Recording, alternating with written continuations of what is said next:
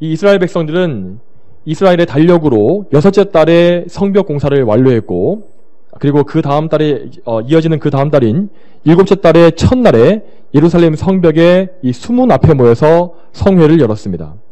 자, 그런데 이들이 왜 7월 1일에 성회를 열었던 것일까요?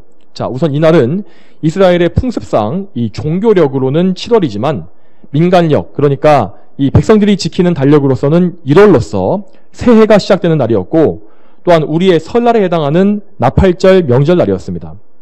이 나팔절에는 이 한 해의 시작을 알리기 위해서 긴 나팔 소리가 울려 퍼졌다고 합니다. 이 나팔절에 이스라엘은 항상 큰 성회를 열고 하나님의 율법을 선포하고 들었으며, 또한 하나님께 제사를 드리면서 새해를 시작했습니다. 또한 이날에는 이스라엘 백성들이 이 예루살렘 성벽을 하나님께 바치는 봉헌식을 이 나팔절 명절과 함께 겸하여서 지킨 날이었습니다. 이스라엘 백성들은 이 7월 1일 전에 불과 5일 전에 성벽을 완공했으며 그 기쁨과 감격을 여전히 가진 상태에서 이 나팔절 성회 겸 성벽 봉헌식에 참석했던 것입니다. 그리고 여기에 한 가지 의미를 더 더하자면 이날로부터 93년 전에 이 유대 땅으로 처음 귀환했던 이스라엘 자손들의 이 조상들이 이 제단을 쌓고 하나님께 제사를 처음으로 올려드렸던 날이기도 했습니다.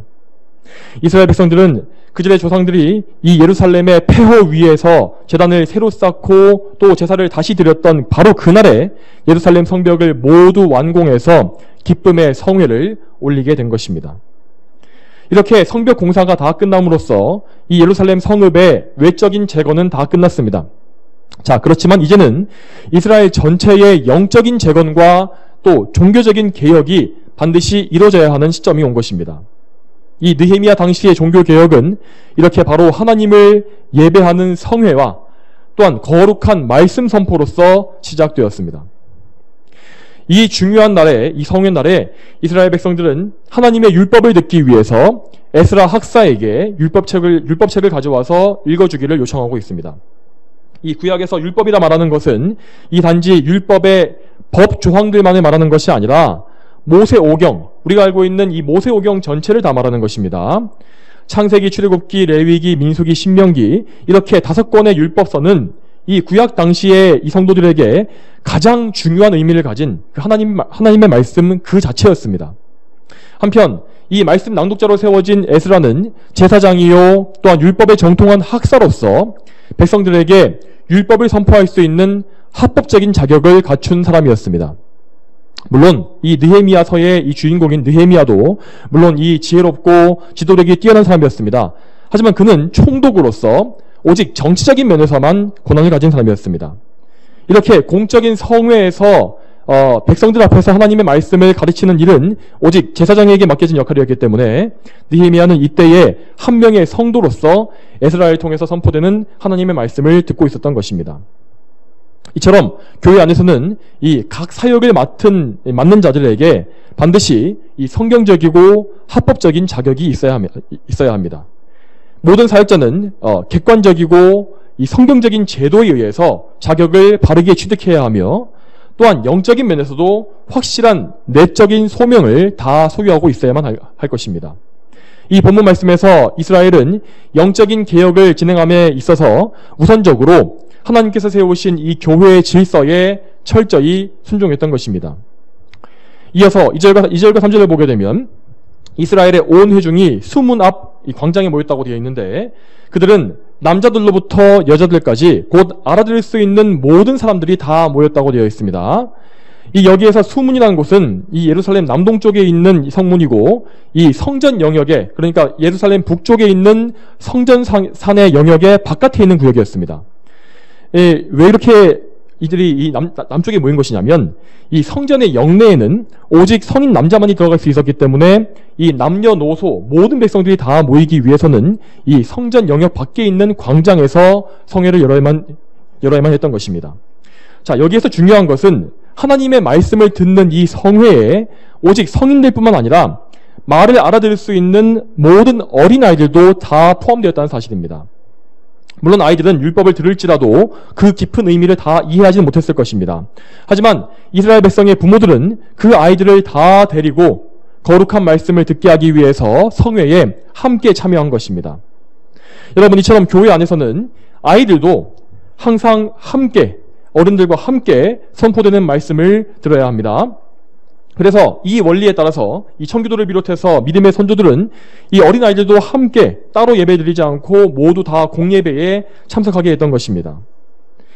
이 아이들이 말씀을 알아듣지 못하고 지루해한다는 그 이유로 그들을 전체 회중의 예배에서 제외시켜서는 안 되는 것입니다.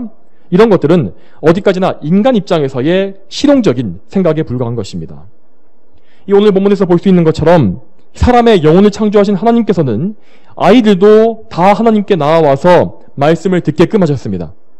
비록 그들이 모든 말씀을 다 알아듣지 못하겠지만 그 말씀은 그들의 머리에 조금씩 들어가게 될 것이고 또한 그들의 마음밭에 복음의 씨앗으로서 뿌려지게 되기 때문입니다. 우리 모두는 그러니까 남자이든 여자이든 노인이든 어린이와 갓난아기이든 상관이 없이 모두 다 예배 자리에 나와야 하며 하나님 말씀 듣기를 힘써야 합니다. 그렇게 함으로써 우리는 이 말씀을 통해서 영혼을 구원하시는 성령님의 사역에 의지하는 것이고 또한 그런 가운데서 우리 아이들에게 구원과 생명 주시기를 하나님께 간구할 수가 있는 것입니다. 이어지는 4절부터 이 5절까지 말씀을 보게 되면 느헤미야는 백성들보다 높이 있는 위치에 있는 이 높은 위치에 있는 강단에 섰다고 합니다. 이 강단이라고 되어 있는 단어는 원어상으로 이 망대나 탑과 같이 매우 높은 구조물을 뜻하는 단어입니다. 이렇게 이 수많은 회중에게 율법을 선포하기 위해서 망대와 같이 높은 구조물을 강단으로 세운 것입니다. 이것은 이 더 많은 백성에게 멀리까지 말씀이 선포되도록, 말씀이 들리도록 하기 위한 어떤 기술적인 장치이기도 했습니다. 하지만 여기에는 정말 중요한 영적인 의미가 담겨 있는 것입니다. 이 영적인 의미라는 것은 지금 에스라를 통해서 낭독되고 선포되는 이 율법이 다른 곳이 아니라 위로부터 내려오는, 하늘로부터 주어지는 권위 있는 하나님의 말씀이라는 사실을 이 위치를 통해서 보여주는 것이었습니다. 에스라는 이 높은 강단 위에 서서 온 백성이 다 보는 앞에서 율법책을 폈고 그러자 온 백성이 자리에서 다 일어났습니다. 여기서 말하고 있는 책이라는 것은 우리가 이렇게 보는 이 형식으로 되어 있는 제본된 책을 말하는 것이 아니라 양쪽에 막대기가 달려있는 긴 두루마리로 된 책을 말하는 것입니다. 자, 그리고 참고로 여기에서 이 우리 교단에서 주일 예배 말씀 봉독 시간에 회중이 모두 다 일어나게 하는 것, 이것이 바로 이 말씀 본문의 모범을 따른 것입니다. 자, 그리고 이어지는 6절을 보게 되면 율법을 낭독하기에 앞서서 에스라는 먼저 하나님을 찬송하고 하나님께 영광을 올립니다. 그리고 백성들은 그 찬송하는 말에 2번 아멘함으로써 화답하고 몸을 굽혀서 그들의 얼굴을 땅에 대고 여호와 하나님을 경배했다라고 되어 있습니다. 여기에서 아멘은 동의를 뜻하는 말로써 참으로 그렇습니다 라는 의미입니다. 백성들은 하나님께 올리는 찬송의 말에 대해서 참으로 하나님께서는 찬송받으시기에 합당하신 분이라고 인정하면서 그들도 역시 아멘함으로 함께 찬송한 것입니다.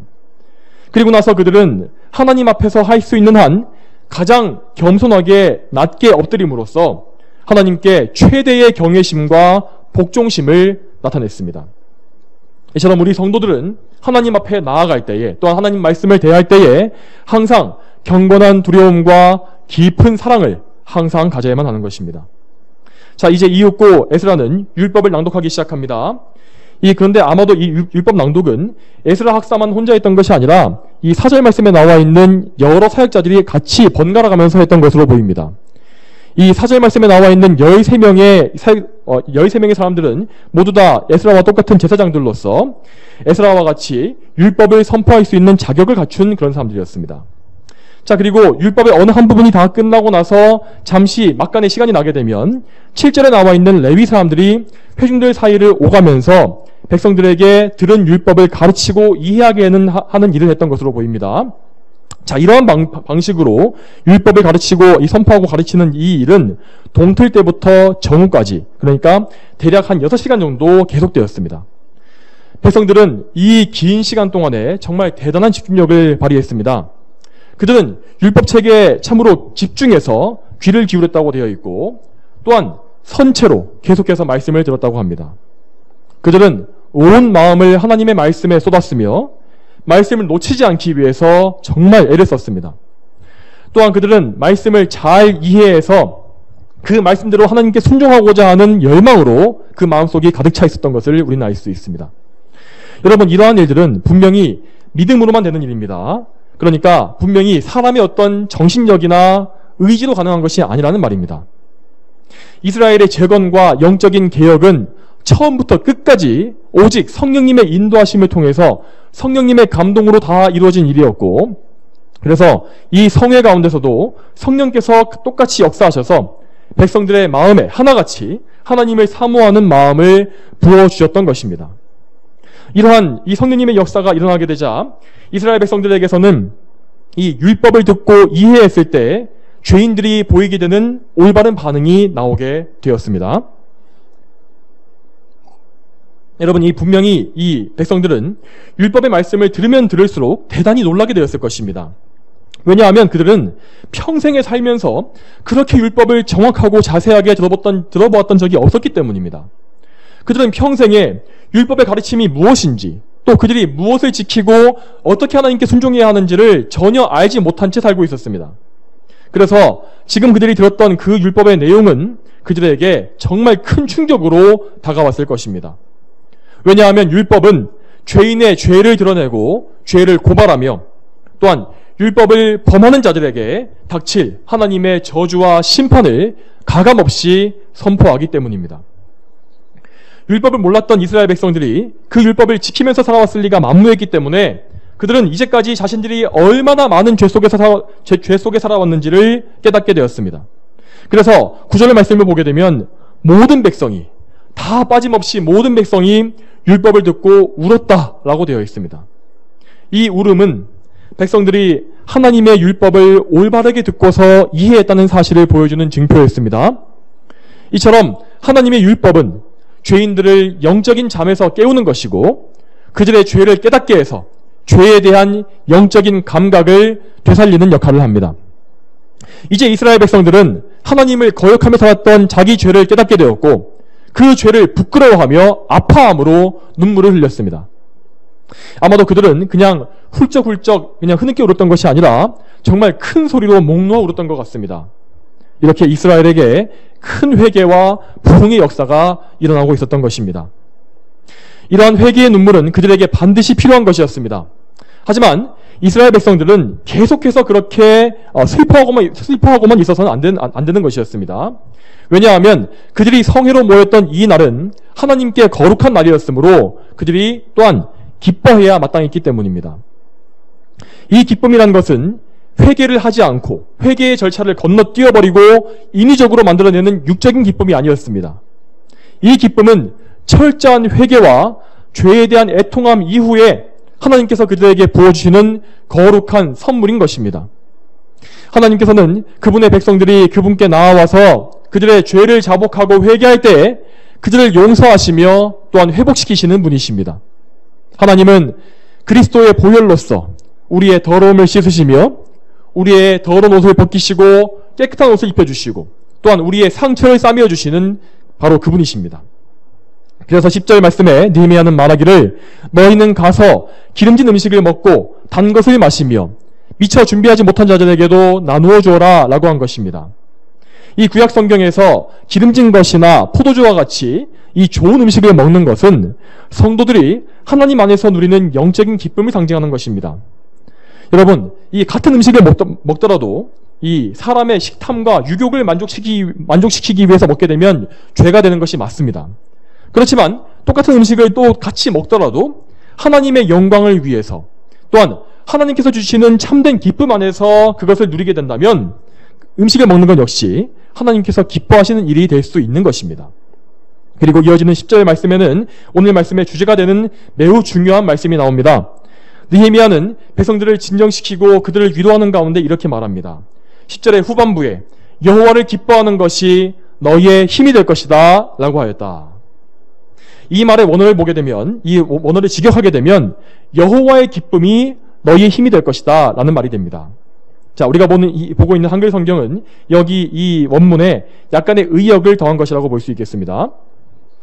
자, 이 말씀과 같이 성도에게 있어서 하나님의 기쁨, 하나님께서 기뻐하시는 것은 곧 나의 기쁨이 되는 것입니다. 자신이 하나님을 기쁘시게 하고 있다는 것을 깨달을 때가 성도에게는 가장 기쁜 때입니다. 이러한 거룩한 기쁨은 성도에게 진정한 힘을 주는 것이기도 합니다. 이러한 마음을 가진 성도는 다른 무엇보다 오직 하나님을 기뻐함으로써 항상 힘을 얻는 그런 사람입니다. 이사야 40장 31절에 이렇게 나와 있습니다. 오직 여호와를 바라는 자는 새 힘을 얻을 것이니 독수리처럼 날개치며 올라갈 것이고 다른 박질하여도 지치지 아니하겠고 걸어가도 피곤하지 않을 것이다. 이렇게 되어 있습니다. 이 이사야서의 말씀과 같이 하나님께서는 그분을 바라는 사람들에게 저 하늘로부터 저 보좌로부터 새 힘을 공급해 주시며 그들에게 참된 희락을 주시는 분이십니다.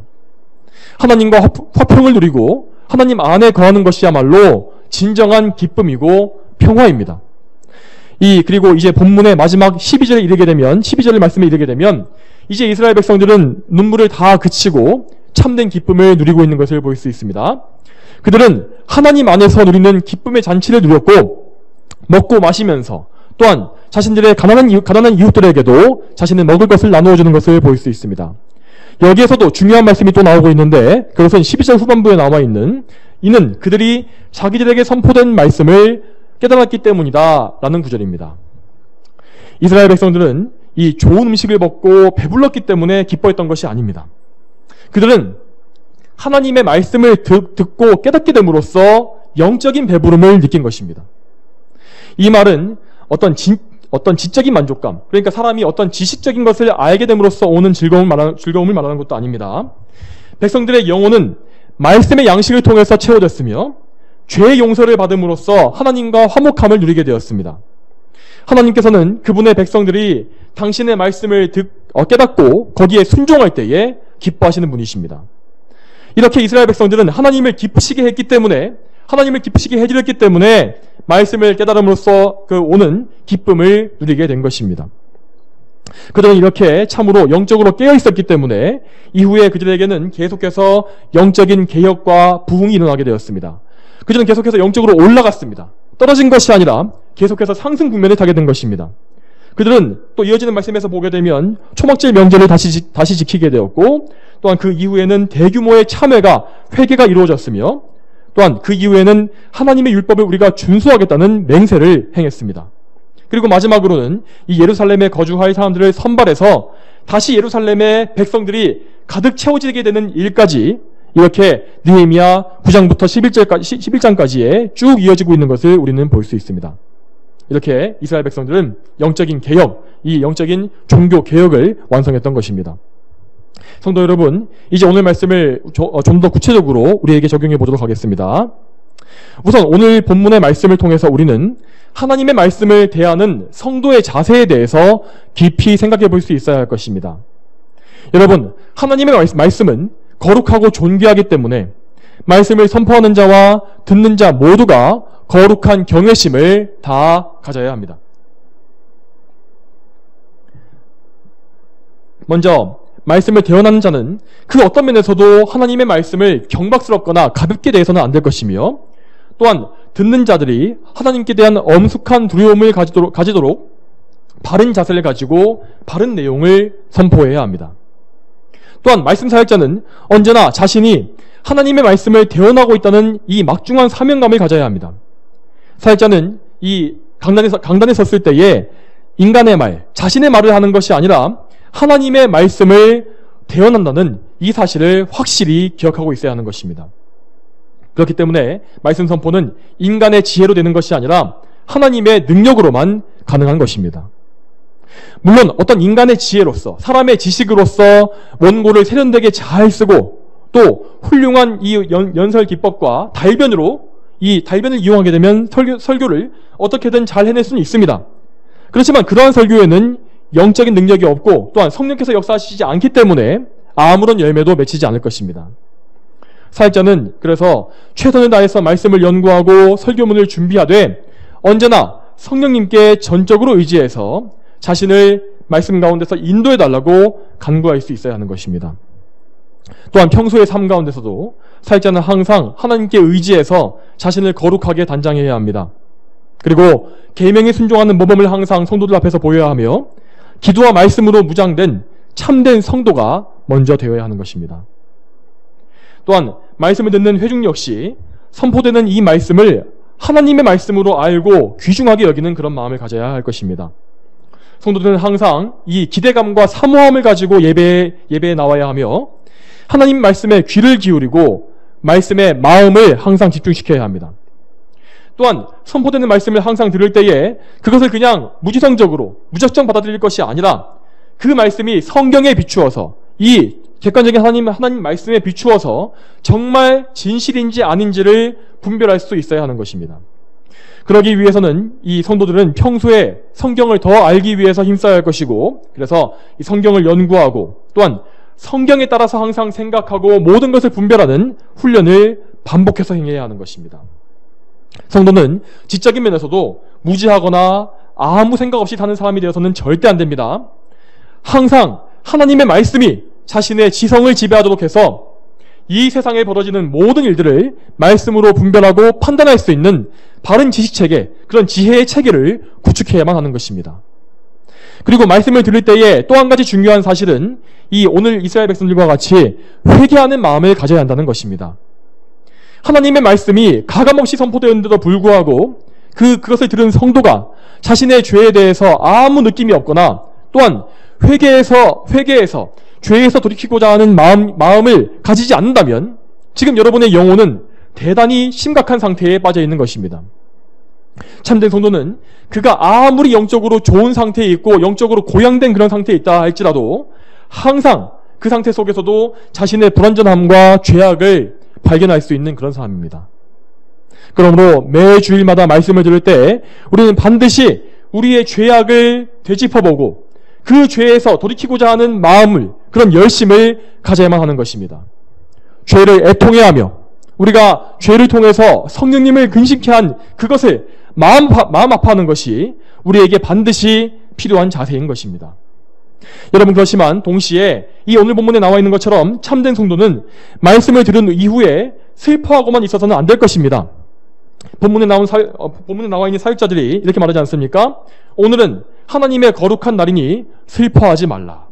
자, 이 말은 오늘날에 우리가 지키는 주일에 그대로 적용될 수 있을 것입니다. 이 주일날, 그러니까 한 주의 첫날인 이 일요일을 주일로 지키는 것은 구약의 이 토요일 안식일이 변화돼서 그대로 이어진 것으로 예수님께서 부활하신 안식 후 첫날을 기념하는 그런 날입니다. 이 초대교회는 성령님의 인도하심 가운데 옛적에 유대교의 안식일이 아니라 주님께서 부활하신 주일날에 모여서 하나님을 예배하기 시작했고, 그래서 오늘날 우리는 한 주의 첫날을 신약의 안식일로 지켜서 하나님을 경배하게 된 것입니다. 그러므로 우리는 이 주일을 하나님의 거룩한 날이요 기쁜 날로 알고 지켜야 하는 것입니다. 자, 그러므로 이 주일날에는 어떤 일이 있더라도 마치 초상을 치르는 사람처럼 슬퍼하고만 있어서는 안 된다는 것입니다. 우리가 예배 시간에 우리의 죄를 참되게 회개했다면 그리스도의 은혜를 믿음으로써 다시금 우리는 기뻐해야 하는 것입니다. 옛적의 청교도들은 이 주일을 가리켜서 영혼의 장날이라고 부르지 않았습니까? 마치 이 각종 먹을거리와 이 볼거리가 풍성한 그런 장날과 같이 주일날은 영혼이 즐거워하며 영혼이 양식을 먹고 안식을 누리는 그런 복되고 기쁜 날인 것입니다. 그러면 우리는 항상 주일을 기뻐해야 합니다. 기쁜 마음으로 예배에 참석하고 성령님께 의지해서 말씀을 깨달음으로써 영적인 기쁨과 풍성함을 항상 누려야 하는 것입니다. 또한 우리는 여기에 더해서 죄를 용서받는 기쁨도 주일날에 반드시 누려야 합니다. 죄를 그대로 가지고 왔다가 가지고 가는 일이 없어야 할 것입니다. 하나님 앞에 죄를 회개하고 죄를 해결받는 그런 기쁨을 누릴 수 있어야 하는 것입니다. 또한 성도 간에도 항상 기쁨으로 교제해야 하며 성도 간에 어떤 미움이나 다툼이나 분쟁이 없도록 항상 각별히 주의해야 할 것입니다. 이 성경이 말하는 참된 기쁨에 대해서 생각해 볼 때 우리가 알 수 있는 한 가지 사실은 우리가 이 믿는 기독교가 결코 금욕적이거나 우울한 종교가 아니라는 것입니다. 기독교는 부활과 승리의 종교이며 진짜 소망과 영원한 기쁨이 있는 참된 종교입니다. 유일한 참된 종교입니다. 이러한 기쁨은 사람이 자기 안에서 찾을 수 있는 것이 아니라 오직 우리를 죄에서 구원하시고 영원한 승리를 주신 예수 그리스도께로부터 받는 것입니다. 우리 기독교와 달리 이 세상의 많은 종교들을 보게 되면 우리가 누리고 있는 이 죄에서의 자유와 기쁨이 전혀 존재하지는 않습니다. 그 불신자들은 저마다 자신을 구원하기 위해서 항상 자기의 의를 만들려고 몸부림칩니다. 여러분, 그렇지만 인간이 자기를 구원하거나 자기 의를 쌓는다는 것은 불가능하기 때문에 그들은 항상 기쁨을 누리지 못한 채 늘 두려움과 근심을 그저 덮어놓고서 가짜 위로에 만족하고 있는 것입니다. 그런 의미에서 우리는 지금 이 로마 카톨릭에 대한 이야기를 하지 않을 수가 없습니다. 로마 카톨릭은 참된 기독교의 기쁨을 말살해버리고 오직 자기 의를 추구하게 만드는 사탄의 종교임에 너무나 분명합니다. 그들이 만들어낸 종교의식과 방식들을 살펴보게 되면 온통 우울함과 슬픔과 어두운 그림자가 가득한 것을 볼 수 있습니다. 그들은 항상 음침한 분위기의 어두운 성당에서 미사 때마다 예수님을 다시 십자가에 못 박고 그분의 살과 피를 실제로 먹고 마시는 식인의식을 자행하고 있습니다. 또한 죄를 지었을 때에도 예수님의 공로에 의지해서 죄 씻음과 자유를 누리는 것이 아니라 고해성사와 같은 비성경적인 방식을 따라서 그렇게 죄 사함 받는다고 그렇게 믿고 있지 않습니까? 여러분, 이 죄의 고백이라는 것을 하나님께 기도로서 은밀히 하는 것이 아니라 인간인 사제에게 나와서 한다는 것은 정말 대단히 적그리스도적이고 마귀적인 발상입니다. 또한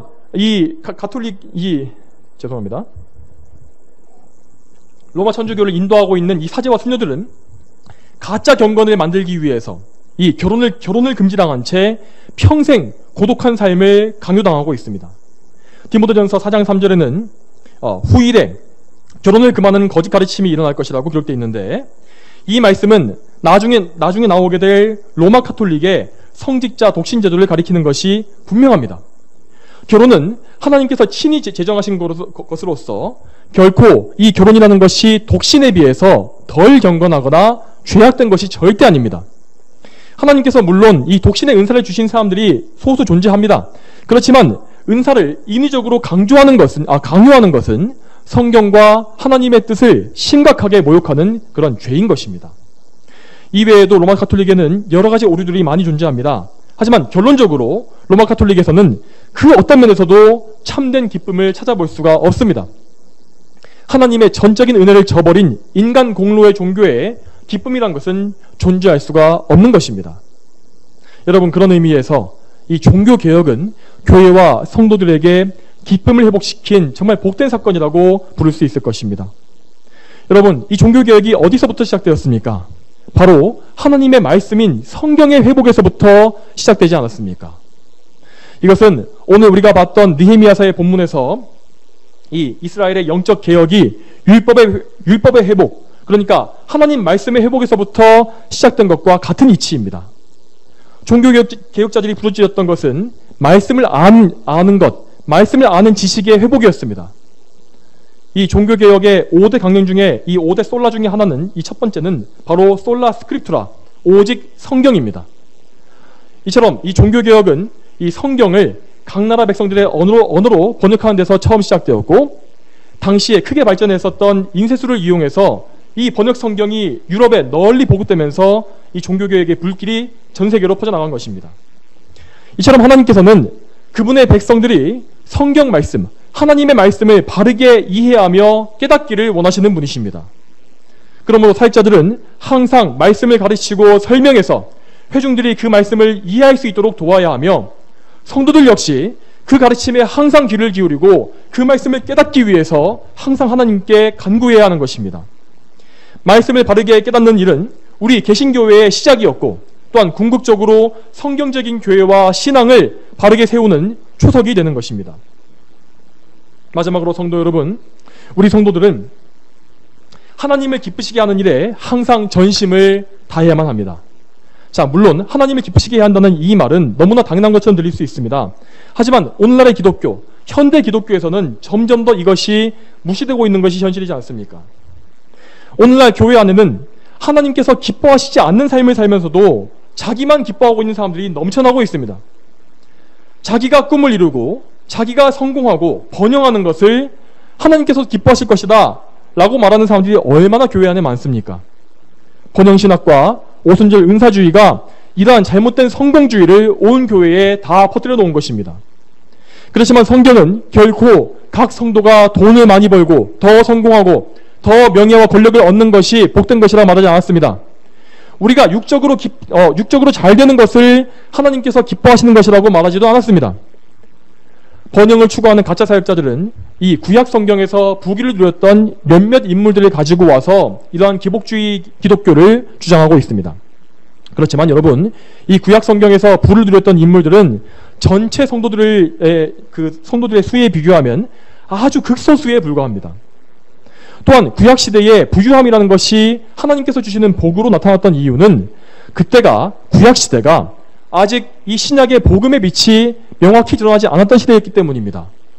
아브라함이나 요셉이나 욥과 솔로몬과 같이 이런 부유했던 인물들이 가졌던 그 부유함은 이 장차 성도들이 복음 안에서 누리게 될 영적인 풍성함과 부유함을 상징하는 그런 그림자에 불과했습니다.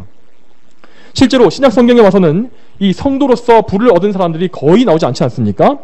오히려 이 신약 성경 말씀에는 부자들의 불신앙과 교만함에 대해서, 가난한 자들을 돕지 않는 그런 그들의 악행에 대해서 경고하고 그것을 회개하라고 말씀하시는 그런 구절만이 반복해서 나오고 있다는 사실을 우리는 알고 있어야만 할 것입니다.